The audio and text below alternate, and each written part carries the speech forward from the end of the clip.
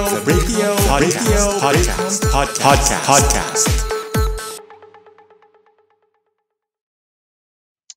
BPO Break Room Podcast. Welcome back to another episode. My name is Jay. Those that are watching and listening to us right now, don't forget to subscribe, share, give us a like. You can also now see us on not just on YouTube, not just on Spotify, but you can also watch and listen to us on Amazon Music and Apple Podcast. For today's episode, we are going to explore the meaning of resilience, motivation, and self care. We're also going to talk about the definition of success through the story of our guest for today. Ooh, interesting. You know what, Jay? Success for me is something like na parang you have already achieved your goal and you are able to be an advocate for those people who has the same goal as yours. What about you, Jay? For me, success, I think it's different from one person to another. There are people that I know, they call themselves successful when they've already banked a million pesos or $1 million in their accounts. And there are people who I know that they already call themselves successful because they already have their own family, they already have their a beautiful wife, and they already have 3 or 4 children or more than 4 or 5 children, and they are already happy and satisfied, and they call themselves successful. However, there are some who I know that they feel that they are successful even though they don't have a million pesos in their bank account, even though they're not or they don't have any family yet, or they don't have any children yet, but they are happy, they're satisfied, they get to travel around the world, and they call that kind of lifestyle successful. For me, success is when I don't really have to worry about the majority of the things in my life. What I mean by that is, for example, I wish to buy my parents a new car or a new house. I could do that without worrying that I might suffer, I might go poor after doing that. You know what I mean? Or if I wish to travel around the world for 1 year, that means that I need to leave my job, and I don't really have to worry about going poor again or running out of money if I wish to travel around the world and not having jobs. So those kind of activities that I would like to do without any worries that I might suffer after doing the stuff that I wanted to do. If I ever get to do that, then I think I can call myself successful already. That for me is success, and I know it's going to be different for you, for him, and for her, how you call yourself successful, or what really is your definition of success. We are going to explore everything about that for today's episode. I have witnessed a portion of this person's journey to success nung nag-start pa lang siyang gumawa ng YouTube videos, nagsimula pa lang siyang mag-create ng mga social media contents. Kaya nga naman, I made it my purpose talaga to invite him here today and share his success stories to everyone na we are hoping na makapulutan ninyo ng inspirasyon as we thrive further in this life and as we thrive to be successful in this BPO journey that we are all in right now. Kaya nga naman, huwag na tayo magpatumpik-tumpik pa. I would like to introduce to you, he's one of the most famous BPO content creators. He is the founder and owner of Bold Minds Academy, and he is also the owner and the founder of Renaissance VA Agency. And our very special guest for today ay kilala bilang Kuya Rene Boy. Welcome to the BPO Break Room Podcast, Rene Boy. Happy New Year. Yeah, kamusta kayo lahat? Yeah, grabe naman sa one of the most famous BPO content creator. Totoo naman yun, ano, Rene Kaya nga. Boy. Kamusta ang buhay-buhay Salamat po, natin dyan? salamat. Yeah, doing fine every day. How about you guys? Kamusta kayo? Sobrang Ay, busy and super fine din every day, right? Thriving. I do not know lang kay Kay ha, kasi si Kay, if you didn't know, Rene Boy, no, may sakit to eh. May sipon siya tsaka may ubo. That's what I meant. And you, well, again, welcome to the BPO Break Room Podcast, and thank you for squeezing us in on your busy schedule. I know super busy ka. You have a lot of projects going on, and you also have your very own company that you are sustaining right now. Am I correct? Yep, that's true. Yeah, and good, good. And we're really honored that no, that you are one of our first guests here in this podcast this 2025. Mm, correct. this is an honor. Yeah, So, yeah. Ano ba pag-uusapan natin dito? Medyo kinakabahan ako. Okay. Nakakabahan ka, Rene Boy, i-interrogate ka lang naman namin. Charing. Mm. Hindi. So, yeah. But you Shoutout Yeah. lang know, sa lahat ng mga nanonood, ha? Sa lahat ng mga viewers ng BPO Break Room. Follow tayo dito, guys. Thank you.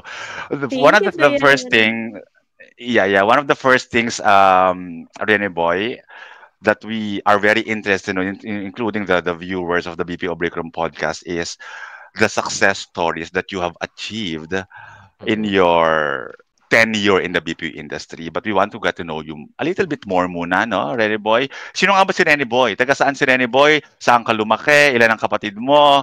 Right? Ilang wisdom tooth na ang nabunot sa'yo? Yung ganong klaseng information. Actually, kasi yung mga content ko more on BPO contents, di ba? Hindi ako yung nag-upload talaga ng lifestyle, Mhm. personal. So, yeah. Mhm. Yung iba talaga, hindi pa ako masyadong kilala personally. Pero yun, Mhm. si Kuya Rene Boy, yun, isa ako sa mga legendary call center agent na magaling mag-English pag may headset. Yeah. Kumusta lahat ng mga bayaning puyata out there? So, yan guys. Panganay sa dalawang magkakapatid. Ano yung ginagawa ninyo? Daily routine ninyo, ganun lang din ako. Mhm. And tag dito yun, mahilig ako sa mga exotic pets. And mahilig ako Exotic magbasa. pets. Mm. Mga tarantula, Exotic ganun. pets at that tarantula. My gosh. Ang arte. Tarantula, Tarantula, yeah. like yung mga, like how big is yung tarantula? Meron akong 6 inches, meron din akong 5 inches, ganun, ganun Oo. yung mga pets ko. Okay. Then yun, aside from that, nagbabasa-basa, tapos nagre-research, ganun, syempre, Mhm. para lumawak lalo yung kaalaman natin. Especially, nag-share tayo ng mga tips sa mga Mm. viewers natin. Kailangan marami tayong maibigay na value sa kanila. Kasi yun yung napili kong niche. So yeah, I Correct. started my BPO career way back 2015, I guess. Mhm. And nung nag-start ako mag-BPO, yun na. Kumbaga, dito na tayo talaga naging nakilala. Kumbaga. Mhm. Pero bago yon, bago ako nag-call center, dati nag-work ako as a construction worker, naging fast Mhm. food crew, tapos Mhm. salesperson sa department store, ganun.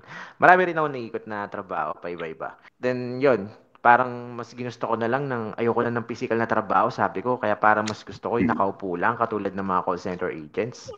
Sabi ko Aha. gano'n. Kaya yun, doon na nag-start talaga yung spark na, ay gusto ko rin maging call center agent, especially nung nasa BGC ako nag-work as a lihador, pintor, Lihador gano'n. in Sa, like, oo. is that the person Nagliliha. ano okay, okay, Nagliliha, okay. nagmamasilya, gano'n, something like that. Mhm. Mhm. Tas And pag then ano, nakatambay ako, pag naka-break time kami sa building, yun, nakikita ko yung mga call center agent, pakape-kape sa terrace nila.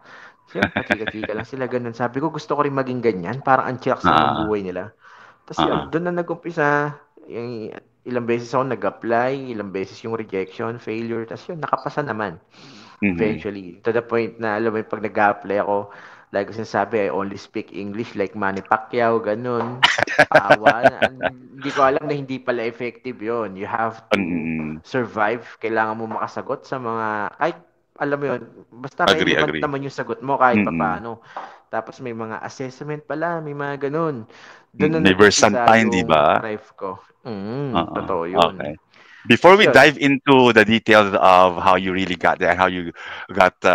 how you become successful, no? Let's step back muna, Rene Boy. You mentioned kanina that you were once a construction worker and you say Mm-mm. fast food crew, right? Mm-mm. Mm-hmm. And how long have you Specifically, mhm. Jollibee. How long? Sa construction, more than a year. And More than a then year? sa fast food, ganun din, more than a year. During one of your jobs sa construction site, ano, sa BGC, nakita mo yung mga Mm-mm. call center agents na nagkakape, you Mm-mm. witness their lifestyle, correct?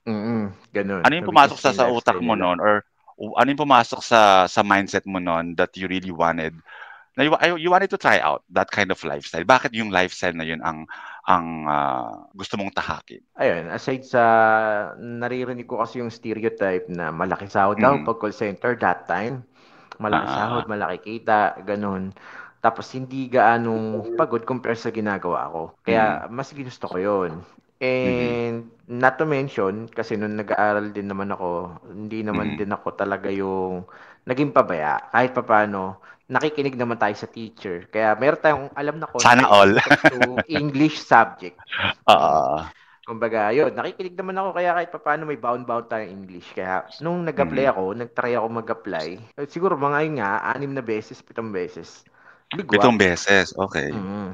Pero yun, parang matututo ka na lang talaga kasi sa experience tsaka sa failure talaga. Totoo pala yun. Agree, Kasi alam oo. mo yun, na-experience mo yung mga ganitong tanong, napaghahandaan mo na sa susunod na ma-encounter mo siya. Mm. Ang importante lang talaga is, buti na lang kamo, hindi ako tumigil. Nag-apply ako na nag-apply Mm. hanggang sa merong isang company yun, tumanggap sa akin. Do you still remember, Rene Boy, the first company that you applied? That time, yung Oo. unang-unang company na nag-reject sa akin, that was Teleperformance. Teleperformance in Makati or Oo, so, in Makati? Greenfield EDSA. Sa may crossing? Oo, talagang Okey. oo, ligwak ako no'n kasi sobrang kinabahan Bakit? ako, eh. Ultimo yung guard ini-English ako, eh. Tapos yun yung time na ano, may mga placard na pinapakita sa'yo, explain mo 'tong ganito, yung mga Placard? nakikita mong images, parang mga Yung picture, recruitment? Yung naka-print, oo, sa recruiter? recruitment. Oo, yung mga recruiter, Okey. gano'n. Tapos yun, explain mo 'to in 60 seconds. Parang pini-pressure ka ta's panel siya, gano'n. Maraming nakikinig, kaya nakakahiya. Do'n Okey. ligwak ako do'n. Yun yung mga na-experience ko. And that wraps up another episode of the BPO Break Room. Salamat sa pagsama sa amin today. We hope you enjoyed the kwentuhan and learned something new. Don't forget, laugh, learn, and level up. And follow us on Spotify, YouTube, Facebook, and TikTok for exciting updates, tips, and more chikahan. Give us a thumbs up and share this with your workmates. Baka ito na ang break time inspiration nila. Until next time, stay awesome, stay productive, and always take time to recharge. Kita-kits ulit dito sa The BPO Break Room.